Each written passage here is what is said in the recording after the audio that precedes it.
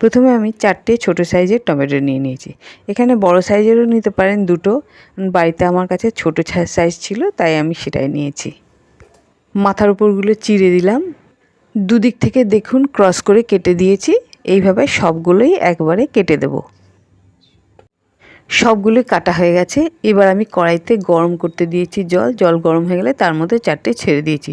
এই বেশিক্ষণ লাগবে না, 5 মিনিটের মধ্যেই সেদ্ধ হয়ে যাবে। ঢাকনা দিয়ে ঢেকে দিলাম। 5 মিনিট পর ঢাকনা খুলে দিলাম, দেখুন একদম সেদ্ধ হয়ে গেছে। এবার আমি টমেটোগুলো আলাদা একটা পাত্রে তুলে নিলাম। সবগুলোই তুলে নিয়েছি। এবার এর উপর থেকে আলগা করে খোসাগুলো ছাড়িয়ে নেব। সেদ্ধ করার জন্য খুব সহজেই এগুলো খোসা ছাড়িয়ে নেওয়া যাবে। এইভাবে সবগুলো খোসা ছাড়িয়ে নিয়েছি। এবার আমি একটা ফর্ক বা কাঁটা চামচ দিয়ে চেপে চেপে এইভাবে ম্যাশ করে নেব। শক্ত জিনিসগুলো এই যে ফেলে দিলাম। সম্পূর্ণ ম্যাশ করা হয়ে গেছে। এবার আমি এর মধ্যে 1 কাপ পরিমাণে ময়দা দিয়ে দিলাম। আপনাদের যদি ইচ্ছা হয় আটাও মিশিয়ে দিতে পারেন। হাফ চা চামচ পরিমাণে লবণ দিয়ে দিলাম। 1 চামচ পরিমাণে সয়াবিন তেল দিয়ে দিলাম। আর দিলাম হাফ চা চামচ পরিমাণে চিনি। এবার এগুলোকে খুব ভালো করে মিশিয়ে নেব। এর মধ্যে কোনো রকমের জল দরকার নেই, কারণ টমেটো যে আছে তাতেই জলের কাজ হয়ে যাবে। বন্ধুরা, আমার এই ভিডিও যদি ভালো লেগে থাকে তাহলে প্লিজ সাবস্ক্রাইব করবেন আর পাশে থাকা বেল আইকনটিতে ক্লিক করে দেবেন, যাতে যখনই কোনো নতুন ভিডিও আপলোড করব সাথে সাথে আপনাদের কাছে পৌঁছে যাবে। দেখুন মনে হচ্ছে আরেকটু ময়দা লাগবে, আরেকটু দিয়ে দিলাম। এতে কি টাইট ভাব হবে। এবার দেখুন একবারে ঠিকঠাক মাখা হয়ে গেছে। এবার আমি এর থেকে লেচি কেটে নেব।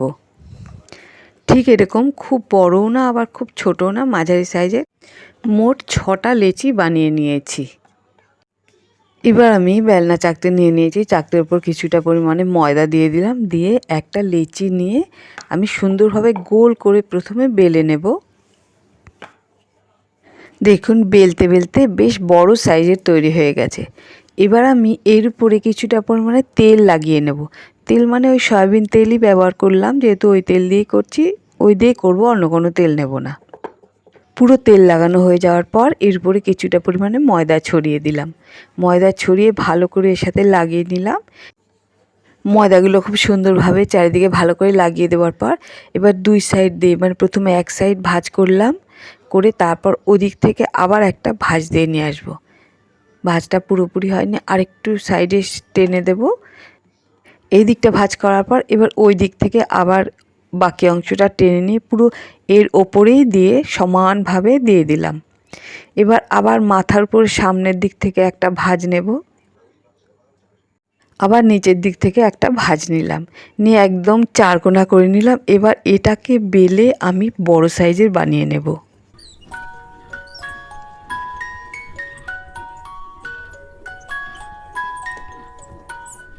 যতটা বড় করা সম্ভব করেছি। এবার আমি একটা বাটির মধ্যে কিছু পেঁয়াজ কুচি নিয়ে নিলাম, কিছুটা ধনেপাতা কুচিয়ে নিলাম,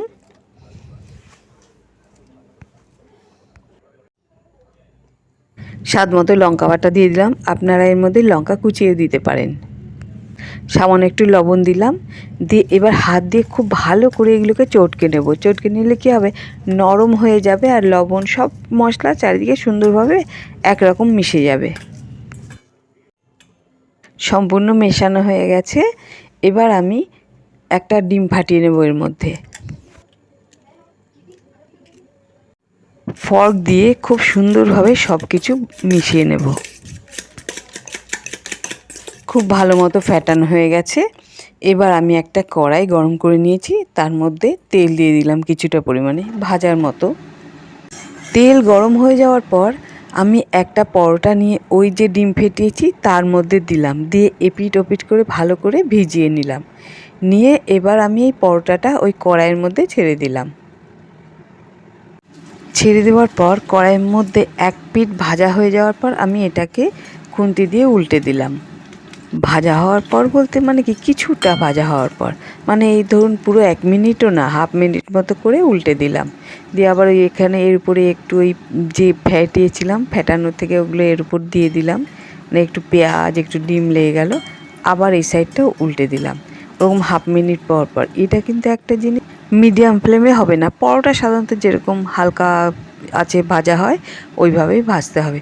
তাহলে দু পিঠ সুন্দরভাবে হয়ে যাবে। এবার দেখুন পরোটাটা ফুলতে শুরু করেছে। এই যে আবার একটু উল্টে দিলাম, দিয়ে আবার যে এদিকটায় যে একটু একটু ফুলতে শুরু করেছে তার উপর হালকা হালকা একটু চাপ দিলাম, এতে কি পুরোটা ফুলে যাবে। মোগলাই পরোটা, তারপর এগরোল পরিবর্তে যদি খান তাতেও মনে হবে হ্যাঁ খেয়েছেন। দেখুন আমার পুরো ভাজা হয়ে গেছে। এবার আমি এটা তুলে একটা প্লেটে রেখে দেব। বন্ধুরা একবার এইভাবে বানিয়ে দেখো, অসাধারণ খেতে হয়, আর একটার জায়গায় 3টে খাবে। বন্ধুরা আমার এই চ্যানেলটা সাবস্ক্রাইব করতে ভুলো না যেন, আর পাশে থাকা বেল আইকনটি একটু ক্লিক করে দিও, আর একটা সাবস্ক্রাইব একটা কমেন্ট করে দিও। আবার যখন আমি নতুন নতুন সুন্দর সুন্দর ভিডিও ছাড়বো সাথে সাথে তোমাদের কাছে পৌঁছে যাবে। ঠিক আছে?